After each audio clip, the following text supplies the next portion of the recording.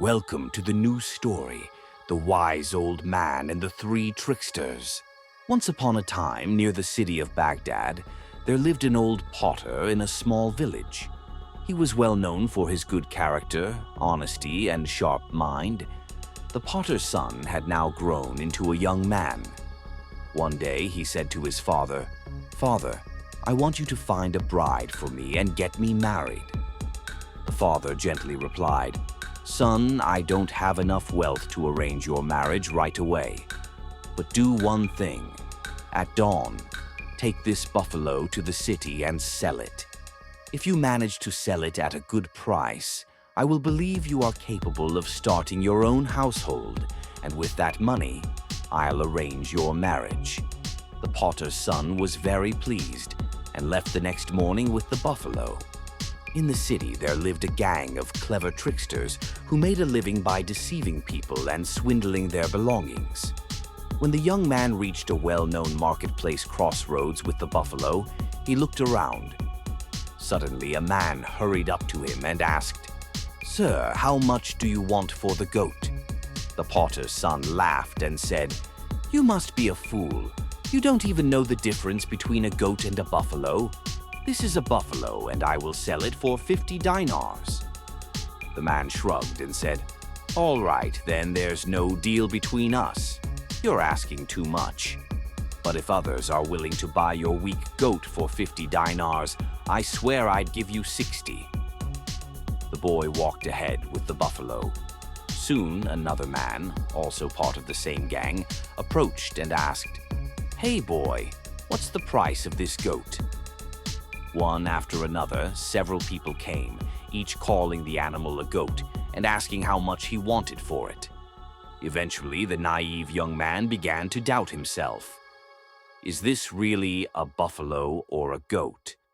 Finally, he asked one of them, "How much will you give for it?"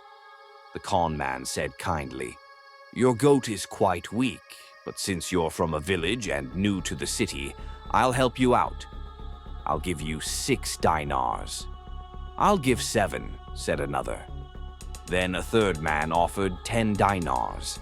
The boy accepted the 10 dinars, and the trickster took away the buffalo, still calling it a goat. "Poor thing, looks like she's starving for ages. Come on, I'll feed you something," the man said mockingly. After selling the buffalo, the potter's son went to the market and spent 5 dinars on various items. He was hungry too, so he spent 2 dinars on food and returned to his father. When he reached home, the father's first question was about the journey. "Did you sell the buffalo?" The son replied, "I swear by you, you gave me a goat instead of a buffalo." The old potter asked, "What do you mean?" The son told him how different people came one by one and called it a goat, and he ended up selling it for 10 dinars. "And father, I even bought a necklace for my future bride." The father said, "Keep that necklace aside for now because you're still not wise enough. Anyway, those tricksters cheated you, but I know them well. Don't worry. I'll make sure they get a taste of their own medicine." The old potter had a donkey he used to load his pottery and sell it in the city. He decided to respond to the tricksters in their own cunning way. He rode his donkey and went to a wealthy man, saying, "I need a favor from you. If you could kindly lend me 10 dinars, I'll mortgage my nearby land to you." After finalizing the deal, he took 10 dinars and headed toward the city. He went straight to the place where the gang of tricksters usually sat. The 3 crooks were sitting there, probably plotting whom to fool next. When they saw the potter and his skinny donkey, they whispered among themselves, "That donkey looks strong and healthy. We must find a way to get it."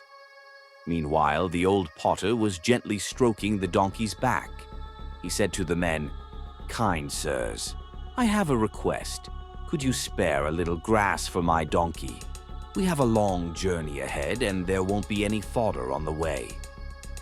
Quietly, he slipped the 10 dinars into the donkey's mouth. The tricksters quickly brought grass and water. As the donkey saw the fodder, it started jumping with excitement.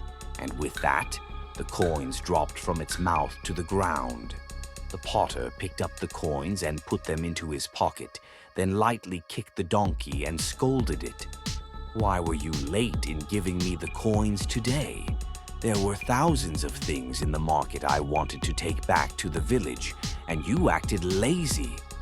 The tricksters looked at one another and whispered, "This donkey is special. We could profit a lot from it."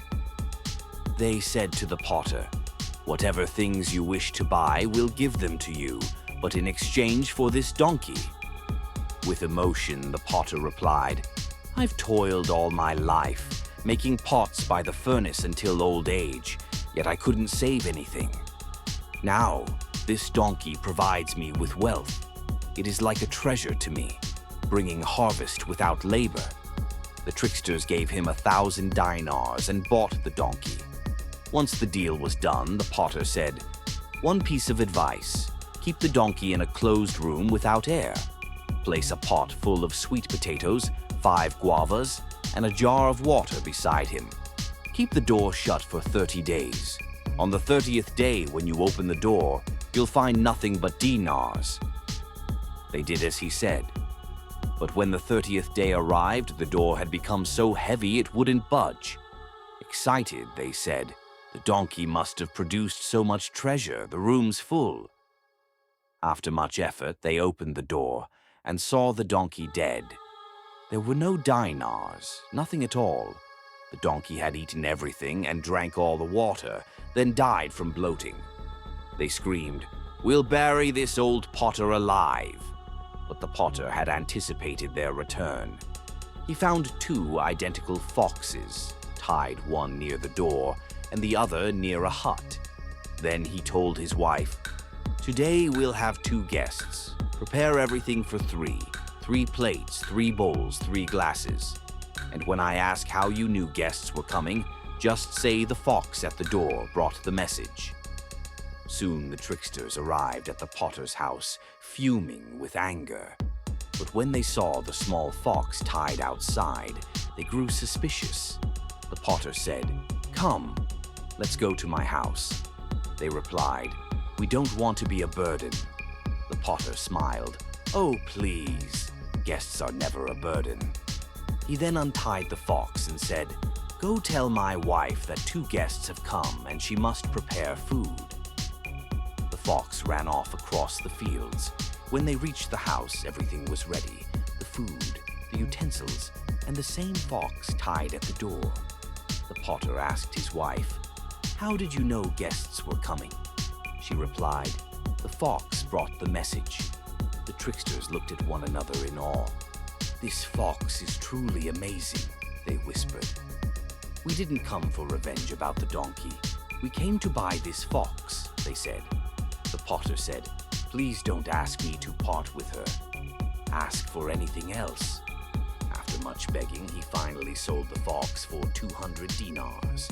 The tricksters happily took the fox and, when they were 2 miles from home, said, "Go tell our wives to prepare a fine meal." They released the fox and it disappeared into the forest. When they reached home, there was no meal and no message. They asked their wives, "Didn't the fox come?" The wives said, "No." Now they were burning with rage. "We won't spare that potter today." They rushed back to the potter's house, stormed in, and started beating him. His cries echoed far and wide.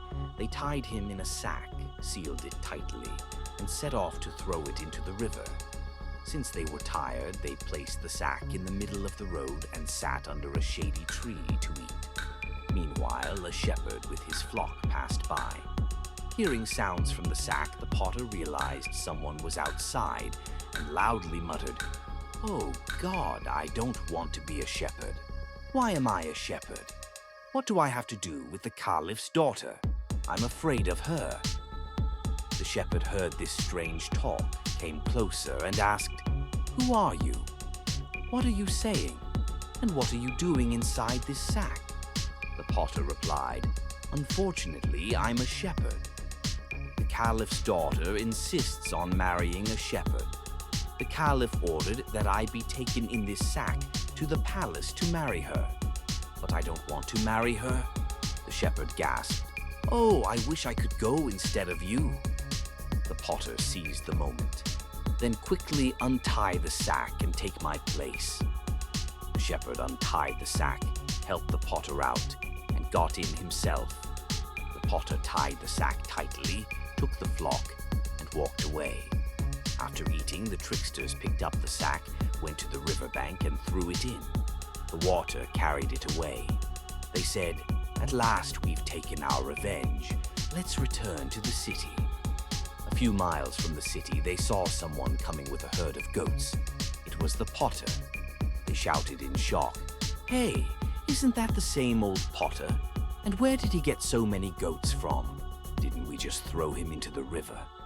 The potter smiled. "Yes, you did throw me in the river, but it carried me to a shallow shore. I walked ahead and found a tribe where the chief was distributing goats as charity. I got these as my share." The tricksters asked eagerly, "Really? If we go, will we also get goats?" The potter slyly said, "Of course. The chief is eager to fulfill his vow.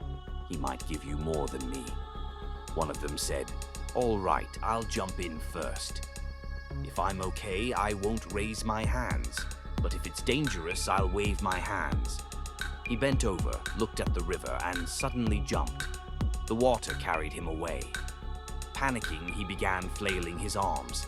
The others mistook the signals as a success, and all jumped in one after the other, only to drown. Some days later, the potter heard that the tricksters had survived, but learned their lesson. They swore never to cheat anyone again. The clever potter had taken his revenge, and now owned many goats.